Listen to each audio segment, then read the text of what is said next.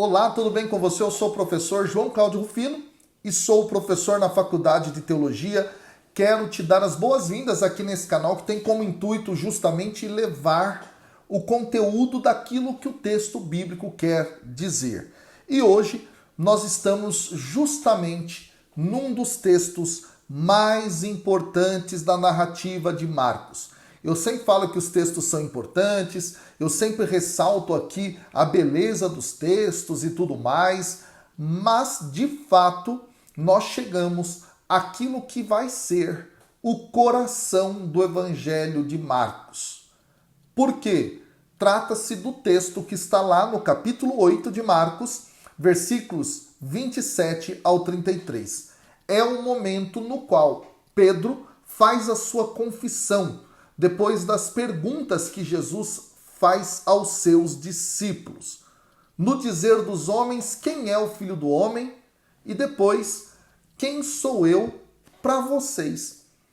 E aí, então, nós chegamos no centro desse evangelho.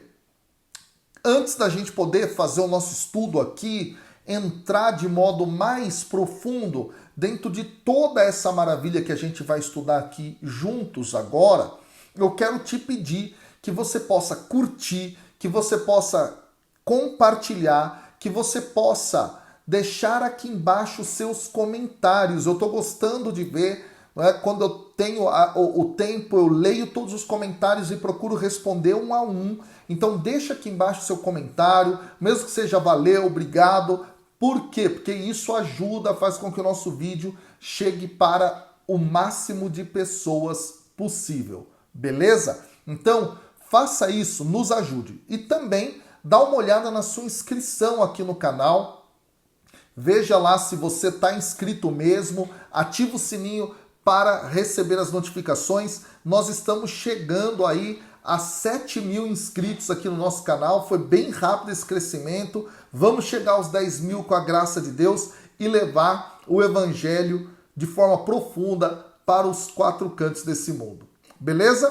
Vamos ler o texto que diz assim: Jesus partiu com seus discípulos para os povoados de Cesareia de Filipe e no caminho perguntou a seus discípulos: quem dizem os homens que eu sou? Responderam-lhe: João Batista, outros Elias, outros ainda um dos profetas. E vós? Perguntou ele: quem dizeis que eu sou? Pedro respondeu: tu és o Cristo. Então proibiu-os severamente de falar a alguém a seu respeito. E começou a ensinar-lhes: o Filho do Homem deve sofrer muito, ser rejeitado pelos anciãos, pelos chefes dos sacerdotes e pelos escribas, ser morto e depois de 3 dias ressuscitar. Dizia isso abertamente. Pedro, chamando-o de lado, começou a recriminá-lo. Ele, porém, voltando-se e vendo seus discípulos, recriminou a Pedro, dizendo: afasta-te de mim, Satanás, porque não pensas as coisas de Deus, mas as dos homens. Bom, pessoal, nós estamos aqui, como eu havia falado para vocês, no núcleo, no centro da narrativa de Marcos. E há um detalhe que eu preciso dizer, eu disse no vídeo de ontem, preparando para o de hoje, justamente que, dentro da tradição bíblica, boa parte dos textos tem no centro a informação principal. Não é diferente com o Evangelho de Marcos. Nós tivemos a primeira parte, que enfocou o ministério de Jesus na Galileia. Nós temos o centro do Evangelho, que é justamente onde nós estamos agora. E ao final nós temos a ida de Jesus para Jerusalém, sua paixão, morte e ressurreição. Ok? Então é essa a sequência que o texto apresenta. Então, chegando aqui no centro do texto, nós temos a pergunta que Jesus faz. E diz o texto assim: Jesus partiu com seus discípulos para os povoados de Cesareia de Filipe. Vamos entender o local onde Jesus está.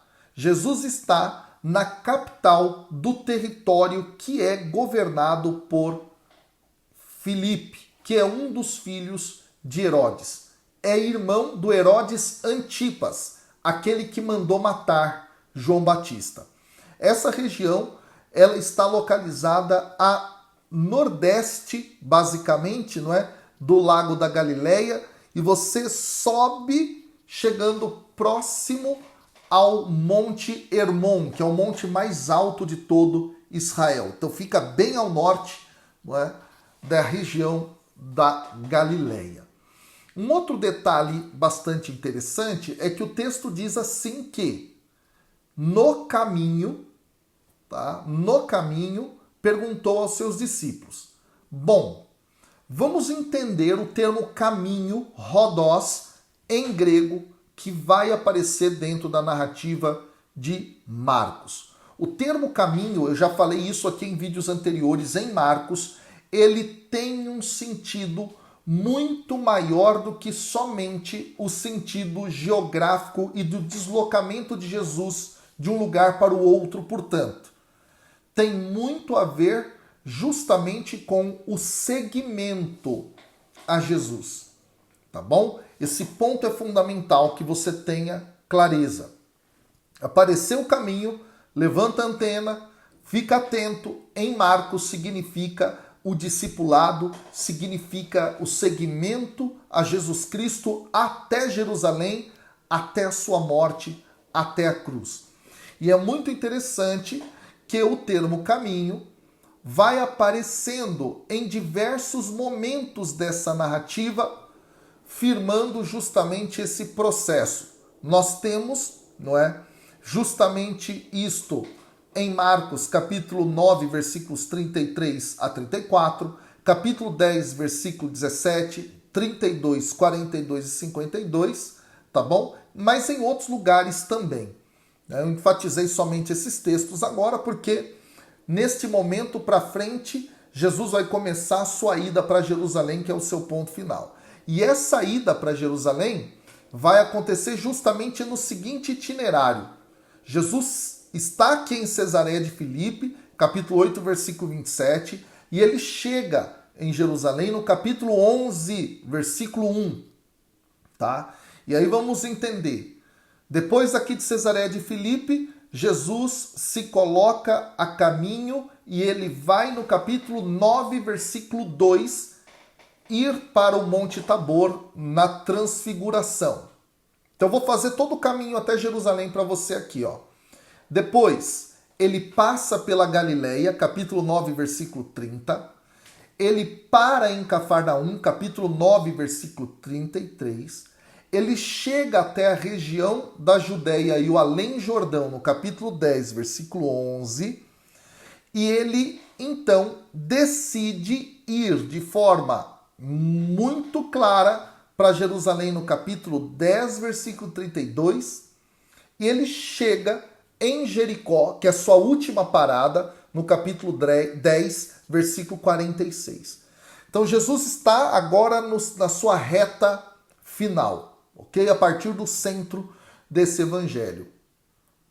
E aqui, portanto, é o momento no qual Jesus vai fazer um balanço do seu ministério até aqui, perguntando aos seus discípulos. É bem interessante, pessoal, que quando nós olhamos para o modo como a narrativa de Marcos se desenvolve, tá? É bastante interessante que ao longo de todo esse evangelho nós temos momentos narrativos nos quais o clima ápice é justamente a questão da identidade de Jesus. Agora, presta muita atenção no que eu vou te falar. Dentro de Marcos, a pergunta que quer ser respondida é: que tipo de Messias é Jesus? Qual é a identidade dele? Tá? E aqui, há uma construção.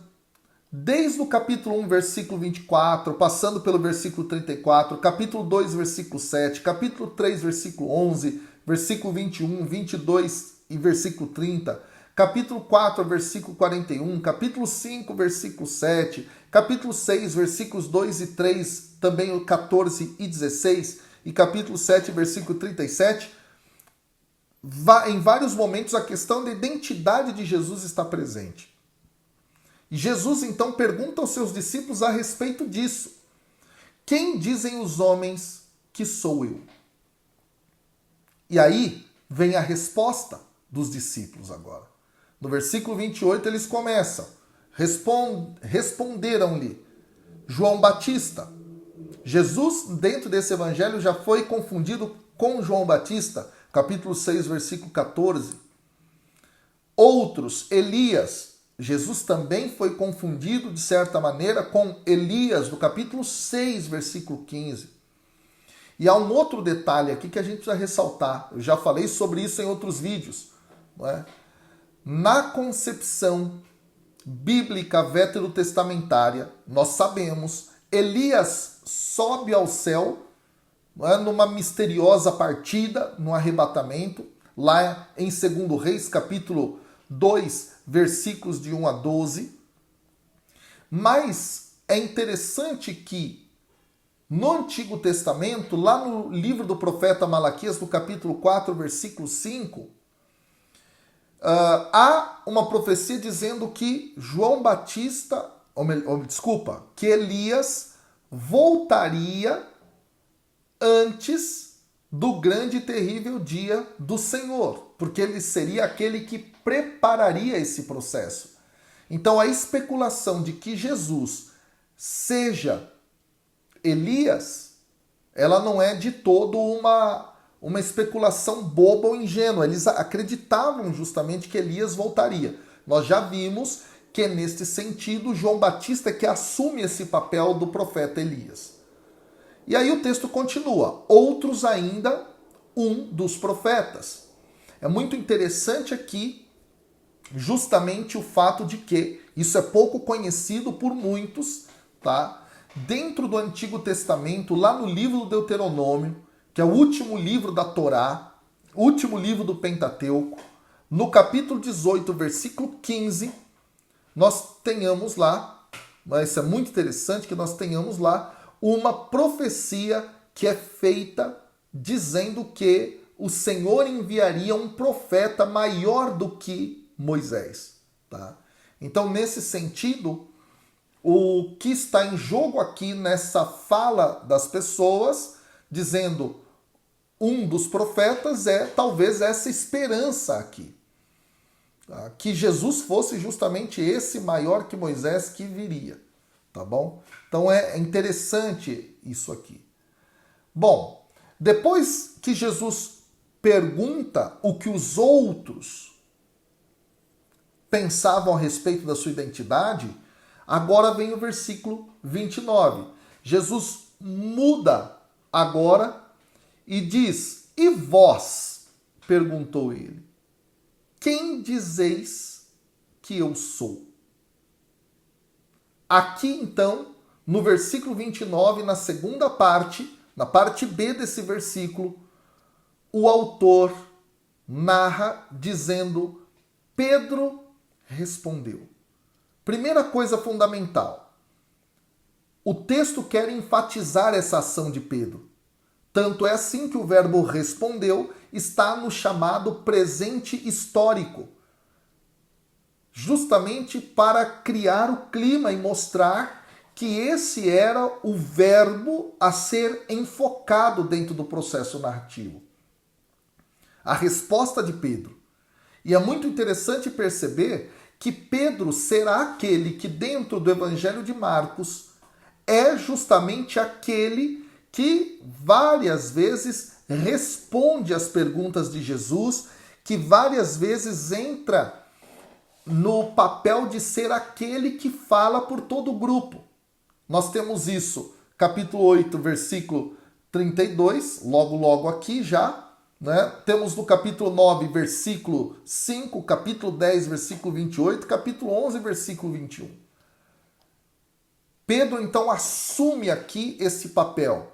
E é muito interessante que isto aponta para um papel de liderança do mesmo, porque ele é o primeiro discípulo a ter sido chamado dentro, ou melhor, é um dos, né, primeiros discípulos a terem sido chamados, e depois também ele sempre vai aparecer em primeiro lugar na lista dos 12, como lá no capítulo 3, versículo 16 do Evangelho de Marcos, tá bom? E aí qual é a resposta dele? Tu és o Cristo. Uau! Aqui a revelação pela primeira vez na boca de um dos seus discípulos que Jesus era o Cristo. Essa identidade, Jesus como Cristo, ela aparece no capítulo 1, versículo 1 de Marcos. Logo no texto introdutório, nós temos justamente isso aparecendo. Aqui é a primeira vez, então, que um discípulo tem isso nos seus lábios. Isso, portanto, é muito importante. Esse é o momento de compreensão de Pedro a respeito da identidade de Jesus, pelo menos por hora. Agora, uma pergunta legítima é: o que significa o termo Cristo? Afinal de contas, muitas pessoas confundem e acham que o termo Cristo seja um nome próprio de Jesus de Nazaré. Gente, Cristo é um título que era dado aos profetas, aos sacerdotes e aos reis, dentro da tradição do Antigo Testamento. Mas o que significa a palavra Cristo? Cristo é uma palavra grega que, traduzida para o português, significa ungido. Tá claro isso? E aí é muito interessante dizer que a palavra Cristo em hebraico é a palavra Mashiach. E aí no nosso aportuguesamento nós chamamos de Messias. E aqui, de modo mais específico, é muito importante dizer que o ungido que se enfatiza aqui em Marcos é o ungido enquanto rei. Então, ungido é um título dado ao rei. Cristo é um título dado ao rei. Messias é um título dado ao rei. E, portanto, quando nós dizemos Jesus é o Cristo, nós estamos dizendo que ele é o rei. Tá claro? Esse ponto é muito importante, pessoal. Nunca se esqueça disso. Isso está muito presente na crença que eles tinham desde o Antigo Testamento de que um descendente de Davi viria para reinar como o ungido do Senhor. Lá em Isaías, capítulo 9, versículos 6 ao 7, nós temos isso de modo muito claro. Também em Isaías, capítulo 11, versículos de 1 a 10, isso está muito claro. E no Salmo número 2, nós temos isso de forma muito límpida. Tá claro? Então eles esperavam que viesse um Cristo, um Messias, um ungido, portanto um rei, para efetivar a vontade do Pai. É muito interessante dizer que no período do Segundo Templo, que é o período no qual Jesus está vivendo, a gente tem dentro da cultura da época a crença de que justamente viria um rei davídico e que reinaria realizando a justiça e o direito, restaurando, portanto, o reinado em Israel e estabelecendo, nesse sentido, um reinado de Deus. Isso está presente até, inclusive, em livros apócrifos da Escritura, como os Salmos de Salomão. O Salmo de Salomão, número 17, fala justamente a respeito disso. É muito interessante.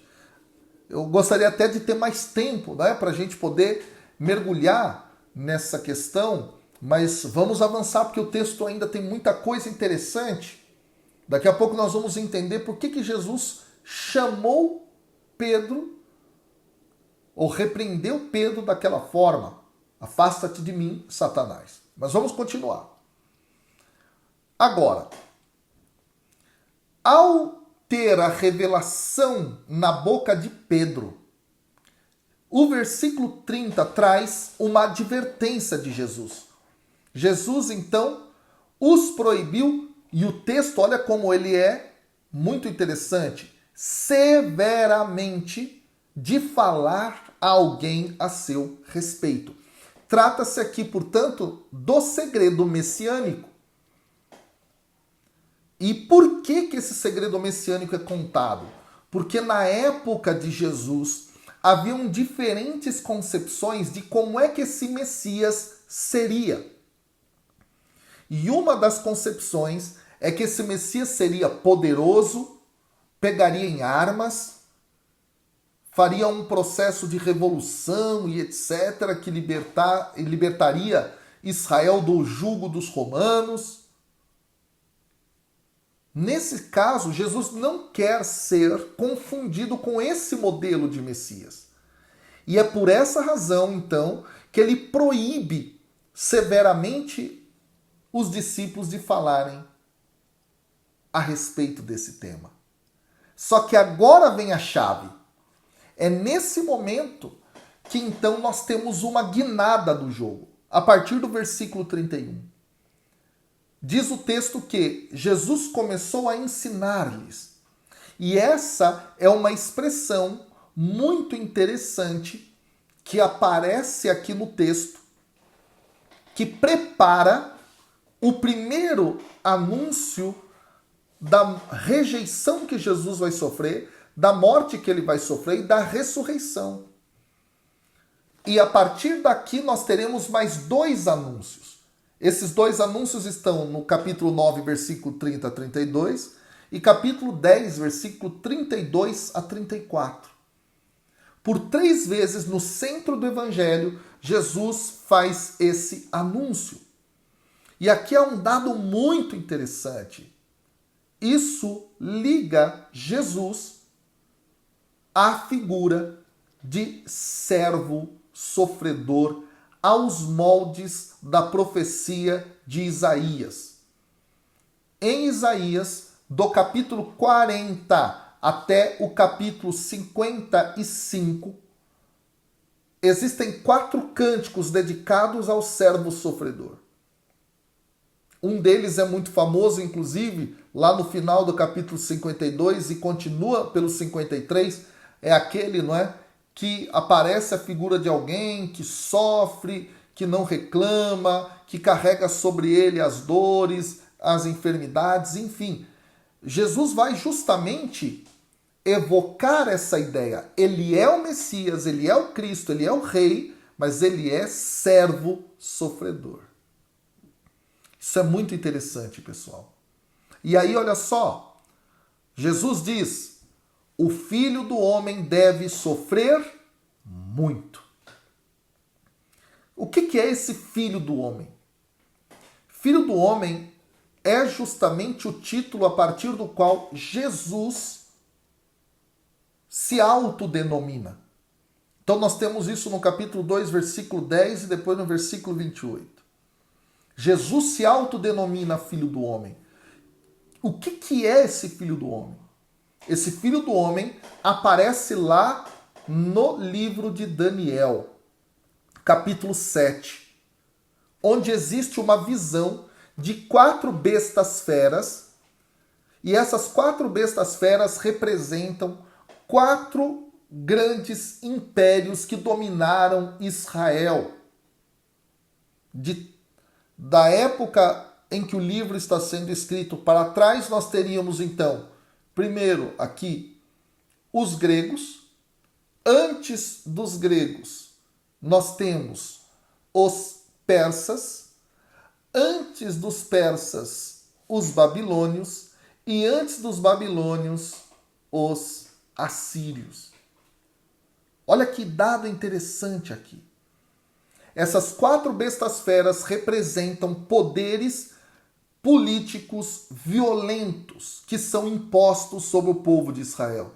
E depois que essas 4 figuras passam, o que então é dito na visão? Que vem alguém como que um filho de homem, ou um filho do homem, para reinar.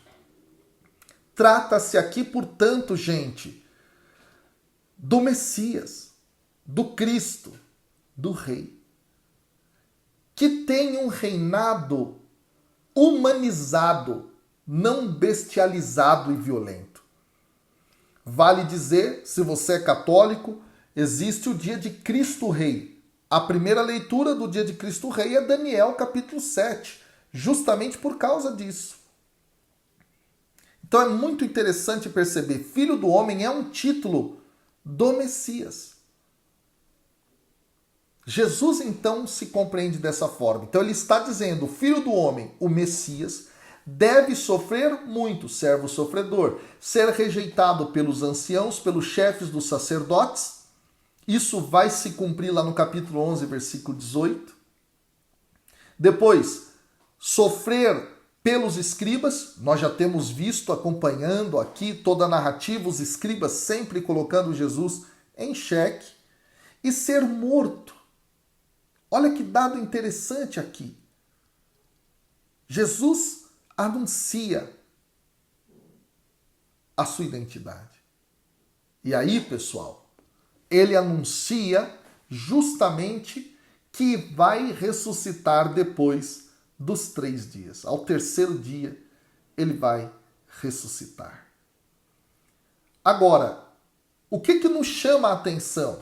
O versículo 32 diz assim, dizia isso abertamente. Olha só, se antes ele proibia que os discípulos falassem algo a respeito da sua identidade messiânica, depois que ele explica essa identidade, o texto fala, dizia isso abertamente. Ou seja, agora que eles entendem o alinhamento daquilo que é Jesus, enquanto Messias, servo sofredor, isso é dito abertamente.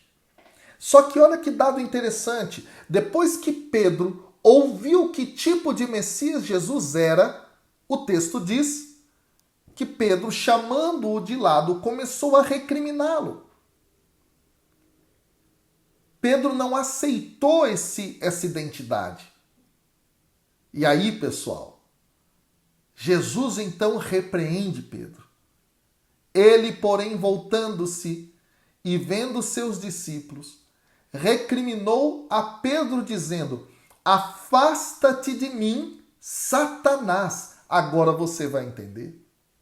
Satanás significa Satã, ou melhor, no hebraico para o português, adversário. E depois no cristianismo e também em alguns escritos do judaísmo desse mesmo período, se refere ao demônio. E aí é um dado interessante aqui. Muito interessante que o demônio, como adversário, não quer que Jesus conclua a sua missão de realizar o reino de Deus e levar toda a humanidade à salvação mediante sua morte e ressurreição. Quando Pedro diz, repreendendo Jesus, olha, Senhor, eu imagino as palavras de Pedro. Aqui no texto de Marcos elas não aparecem de forma tão clara, né? Só diz que ele repreendeu, não diz o conteúdo. Mas certamente assim, não pode, como é que você vai morrer? Você é o rei, você é o que vai restaurar o reino de Israel e tudo mais e tal. Você não pode morrer. Ele pensa como o adversário. Por isso Jesus diz para ele, afasta-te de mim. Os teus pensamentos não são como os pensamentos de Deus, mas como os dos homens, que esperam justamente um Messias todo-poderoso, com armas na mão. Percebeu aqui? Pedro não queria aceitar a identidade de Jesus. E aqui há uma pergunta muito importante. Nós também queremos aceitar que tipo de Messias Jesus é? Servo, que no seu caminho nos ensina a servir a humanidade, a tocar naqueles que são considerados impuros, de ir ao encontro daqueles que estão colocados à margem da sociedade? Ou a gente quer apenas um Jesus todo-poderoso que resolve problemas corriqueiros da vida, ou até problemas mais graves, mas enfim, que nos atenda a todo instante num outro sentido? Ou a gente quer o Jesus que propõe o serviço, que propõe a cruz? Pensa nisso. E que Jesus, ao conhecer aquilo que está no mais profundo do nosso coração, não diga aquilo que ele disse a Pedro a nós: afasta-te de mim, Satanás. Será que Jesus diria isso para você? Será que ele diria isso para mim?